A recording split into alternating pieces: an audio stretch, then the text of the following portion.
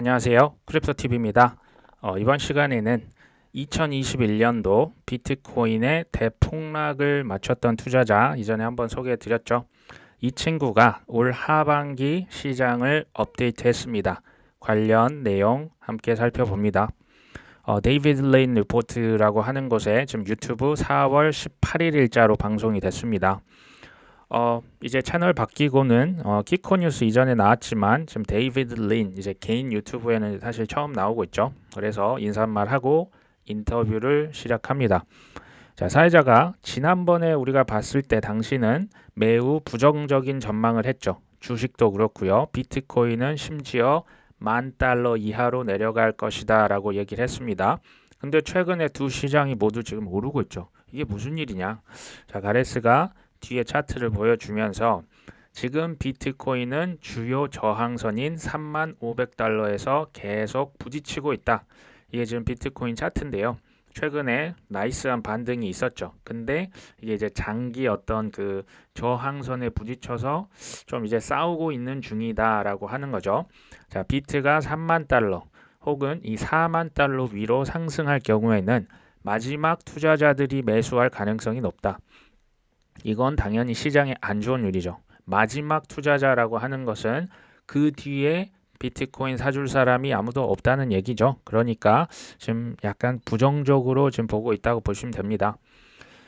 비트코인이 지금 여기에 맞닿아서 지금 계속 이제 힘겨루기를 하고 있다. 근데 이 3만 달러가 어디서 나왔냐? 21년도죠. 그리고 21년도 그 부처 비임을 생각해 보시면 그때 하락장, 여기는 이제 지지를 했었고요. 근데 이 이하로 떨어졌다가 지금은 3만 달러가 저항선으로 지금 작용을 하고 있는 거죠. 자, 지난 비트코인 가격에서 주요 저항선이자 지지선인 35,500달러는 매우 중요한 투자 심리의 분기점이다. 만약 우리가 이 가격 위에서 5일에서 7일 이상 버텨준다면 비트코인은 이미 바닥을 찍었을 거고 앞으로 큰 상승이 올 수 있다. 지금 이 얘기를 합니다. 하지만 개인적인 생각은 아직 바닥을 찍지 않았다고 생각하고 위험 자산은 뭐 당연히 비트코인 포함이죠. 더 많은 역풍이 기다리고 있다고 생각한다. 지금 우리는 시점이 4월 18일이 아니죠. 지금 지나서 결과를 알고 있습니다. 비트코인이 35,500달러를 뚫고 이렇게 5에서 7일 이상 머무른 것이 아니라 그 맞고 저항 맞고 27,000달러대까지 쭉 그냥 하락을 했죠. 그래서 지금 그 상승장을 이어가기는 조금 무리가 있지 않나 지금 이 얘기를 하는 거죠. 자, 사회자가 사실은 그게 제 다음 질문이었다. 최근 랠리가 당신의 부정적 전망에 영향을 좀 미친 건 있는지 가레스가 묻죠. 바로 답을 합니다. 아니다. 이건 하락장 랠리다. 이게 소위 말해서 베어마켓 랠리고 데드캣 바운스 정도로 봐야 한다. 지금 그 얘기입니다. 자, 2018년과 2020년에도 그 하락장이 있었죠. 그때 비트코인이 3,500달러에서 랠리를 시작합니다. 이게 10,000달러까지 올랐다가요. 다시 결국 3,500달러로 결국 크게 하락을 했죠. 최근에 그리고 연준에서 한 발언을 보면 매우 긴장을 해야 한다라고 얘기를 합니다. 연준이 뭐라고 했습니까? 경미한 경기 침체가 올 것이다라고 얘기를 했죠. 근데 한번 생각해 보시면 2021년 9월 달 연준 의장이 인플레이션은 일시적이다라고 얘기했죠. 일시적이었습니까? 아닙니다. 그러니까 경미한 경기 침체라고 하는 것은 우리가 좀 더 심각한 것을 미리 대비할 필요가 있다. 지금 이 얘기를 하고 있는 거죠. 그래서 경기 침체가 절대 경미하지 않을 것이다. 데이비드가 조금 불안한 것 같습니다. 자, 가레스가 다시 이제 얘기하죠. 굳이 내 의견을 묻는다면 미국의 주식 시장은 2023년 하반기에 큰 하락이 올 거라고 생각한다. 그때 크립토 역시 함께 폭락할 것이다. 얘기를 하죠. 자, 사회자가 묻습니다. 내 채널 구독자들이 나한테 불평을 엄청 하더라. 왜 당신이 초대한 게스트들은 왜 이렇게 다 부정적이냐? 좀 긍정적인 뉴스는 없냐? 자, 가레스가 막 웃다가 내가 이전 인터뷰 했을 때 23년 지금 올해 가장 상승할 것으로 보는 자산 혹시 기억이 나냐? 사회자 얘기하죠. 그것은 금이었다고 대답을 합니다. 자, 맞다. 뒤에 차트 이제 보여주는데요. 솔직히 금 가격은 지금 대비 훨씬 더 오를 수 있다고 본다. 이게 이제 금 차트입니다. 특히 뭐 작년 말부터 거의 뭐 이게 수직 상승을 했다고 보시면 되죠. 하지만 뭐 상승률로 보면 뭐 비트코인보다는 낮지만 생각보다 아주 선방을 하고 있는 게 금입니다. 자, 연준이 인플레이션을 잡든지 못 잡든지 금 가격은 어차피 더 오를 것이다. 왜요? 인플레이션을 잡았다는 얘기는 경기 침체가 올 수 있다는 거죠. 인플레를 못 잡았다. 그러면 인플레를 해치하는 용도로 누군가 금을 또 살 겁니다. 자, 그러니까 이래저래 금은 오른다는 얘기죠. 3분기까지 금이 2075, 이게 이제 온스당입니다. 연말까지 2300달러까지는 최소 오를 것으로 본다. 지금 보수적인 전망을 하고 있고요. 사실은 이 친구는 이것보다 조금 더 오르지 않겠냐라고 하는 금에 대해서 굉장히 좋게 보고 있습니다. 자, 사회자가 올해 금도 올랐지만 근데 미국 주식도 함께 올랐다. 이거 보통 이렇게 반대로 움직여야 되는 거 아니냐? 왜 같이 이렇게 오를 수가 있냐? 이렇게 물어봅니다. 가레스가 또 뒤에 차트를 한번 보여주는데요. 자, 작년 10월 미국의 국채 이제 장기 수익률이 달러 인덱스, 이건 이제 달러의 강도죠. 이 두 개가 작년 10월에 최고점을 찍었다. 자, 이게 뭐냐면요. 이제 10년 국채의 수익률이죠. 이 수익률이 언제 제일 높았냐 쭉 그어보면 22년도 10월 달에 최고점을 찍었는데요. 이때 달러의 강세도 가장 컸습니다. 가장 달러가 강한 시즌이었죠. 근데 이때가 작년 10월이 우연히도 주식은 바닥을 찍었습니다. 그러니까 약간 이게 서로 반비례 관계에 있다고 보시면 되겠죠. 자, 그래서 그때 이후 미 국채 수익률과 달러의 하락, 그러니까 이제 최고를 찍었기 때문에 지금은 조금 이제 주춤하고 있는 상황이라는 거죠. 미 국채 수익률과 달러가 하락한다는 것은 상대적으로 금도 오를 수 있고요. 다른 자산이 모두 다 오르는 것에 이제 기여를 하는 거죠. 주식 시장도 달러 대비 당연히 좀 올랐겠죠. 그래서 둘 다 지금 올랐다라는 얘기를 하는 거죠. 그리고 최근에 뭐 인플레이션이 조금 깔아앉았기는 했지만 여전히 물가는 오르고 있죠. 물가 상승률이 줄어들고 있는 거지 물가가 하락하고 있는 건 지금 아닙니다.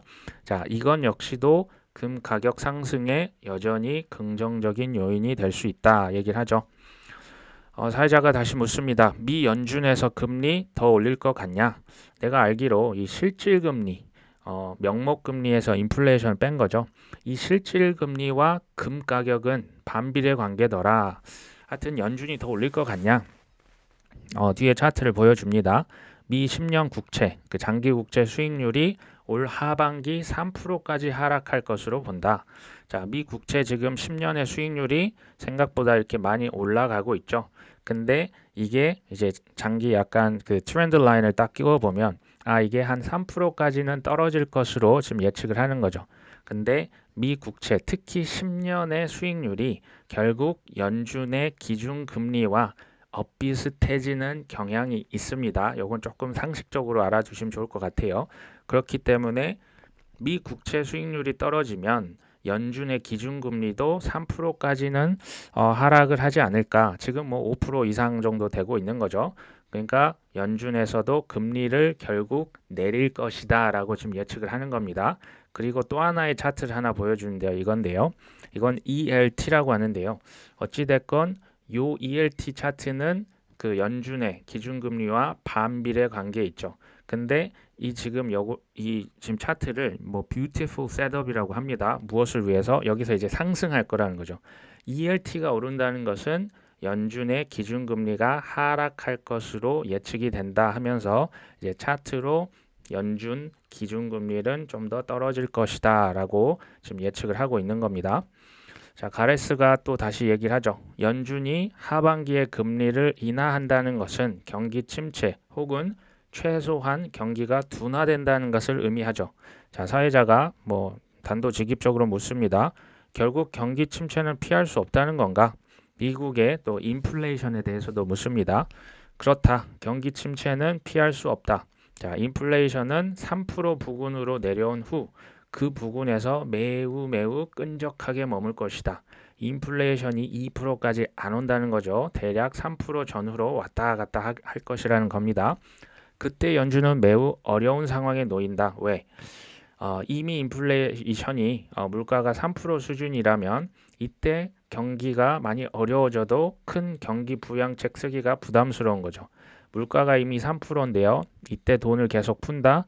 물가는 12%, 15%까지 올라갈 수 있기 때문에 연준이 이것도 저것도 할 수 없다. 지금 이 얘기를 하는 거죠. 재밌는 건 최근에 연준의 발언, 그 가벼운 경기 침체 발언이죠. 위험 자산 투자자들이 연준의 발언을 지금 무시하고 있다는 거죠. 2021년에도 인플레이션이 일시적이라고 했던 것을 가만 생각해 보면 저희 다 무시한 건 아닌가. 지금 똑같은 일이 지금 벌어지고 있죠. 연준에서 경미한 경기 침체라고 말한다면 우리는 이번다 최소 3단계 더 심한 침체를 예상해야 한다. 자, 21년도 얘기합니다. 그들은 항상 설탕 발린 입으로 시장을 안심시키려 한다. 이게 막 그 투자 심리를 자극해서 공포를 자극하는 건 절대 연준에서 할 수가 없는 거죠. 하지만 똑똑한 투자자는 이에 철저히 대비해야 한다. 이게 바로 리스크 매니지먼트다라고 얘기를 합니다. 실제 연준에서 그 공식 자료를 보면 mild recession이라는 표현을 썼습니다. 가벼운, 부드러운 경기 침체 이 정도 보시면 될 것 같네요. 사실 연준은 경기 침체 이 가능성을 이전에 인정을 안 했습니다. 근데 최근에 인정을 했다는 자체만으로도 사회자는 너무 놀랍다. 자, 투자자로서 이런 뉴스 들으면 당신 어떻게 하냐? 숏에 베팅을 하는 거냐? 뭘 하고 있냐? 계획 중이냐?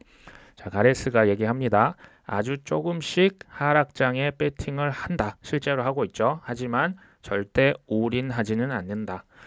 곧 미국 주요 기업들의 어닝 시즌, 실적 보고 시즌이 오는데 시장은 부정적인 소식에 아직 준비가 된 것 같지가 않다. 자, 애플을 예로 들면 또 마이크로소프트 이런 기업들은 이제 PE 레이시오라고 하죠. 그 버는 것에 비해 가격이 얼마만큼이나 높냐. 이제 PE 레이시오 전망이 지금 매우 고평가되어 있죠. 주식이 매우 지금 버는 실적에 비해 높다는 거죠. 시장이 경기 침체를 인식하는 순간 그 가격들의 주식 그 가격은 리셋 될 것이다. 떨어질 것이다. 라고 얘기합니다. 자, 사회자가 경기 침체를 예견하는 당신만의 또 다른 지표들이 뭐가 있겠냐. 가레스가 계속 얘기합니다. 시장은 경기 침체 가능성을 놀라울 정도로 부정하고 있다. 자, 지난번 그 TV를 봤는데 CNBC에서 워런 버핏이 나왔다고 합니다. 버크셔 해서웨이에서 리테일 세일즈 실적이 연간 무려 마이너스 22% 하락했다고 TV에서 얘기를 했는데 나는 매우 충격을 받았다. 그런데 대중들은 이 발언도 무시를 하더라. 자, 워런 버핏 외에도 투자 대가들의 이런 발언, 그러니까 투자 대가들이 뭐라고 하는 것도 문제지만 이 차트를 보면 더 큰 충격을 받을 것이다. 지금 얘기를 합니다. 자, 경기 침체를 예견하는 충격의 차트. 자, 그리고 세계 시총 1위죠. 애플의 올 하반기 주가 예측. 이것은 좀 길어서요. 제가 다음 시간에 다뤄볼 수 있도록 하겠습니다. 오늘도 끝까지 시청해 주셔서 감사합니다.